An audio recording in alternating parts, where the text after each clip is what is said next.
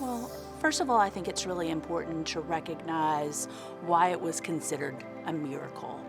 And that's simply because you had a relatively unknown candidate um, with no national name recognition rise to the upper echelons of national politics.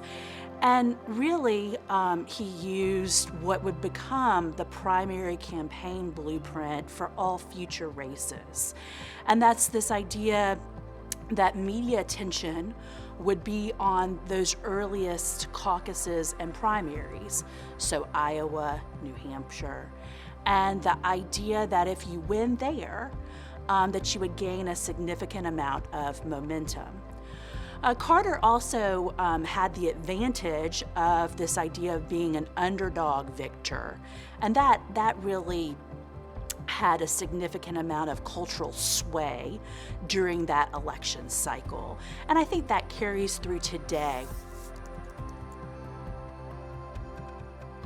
And certainly, I think when I began to dig into the archives at the Carter Library, I recognized that this idea of Carter's presidency as failed was a great example of this. This idea that we were in a moment without war.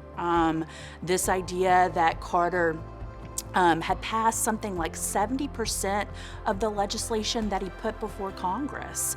His record was only bested by Lyndon Johnson, who was a master in Congress. This idea that he had appointed more women and people of color in his administration than any other president prior. And the fact that he had successfully navigated the Middle East peace accords, the Panama Canal treaties. These are all examples of great successes in Carter's administration that ultimately became overshadowed by, for instance, the economic recession in '79, long gas lines, unheralded stagflation, and then the Iranian hostage crisis. So first I will say that everyone always wants the smoking gun in terms of an archival source, and you rarely ever find that. I was someone who looked at something like 400 boxes of archival materials in the Carter Library alone. And really you learn to read the records together and collectively.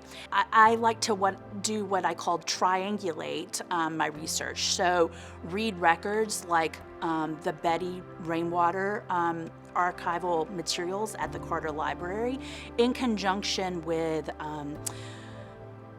oral history texts and also media texts.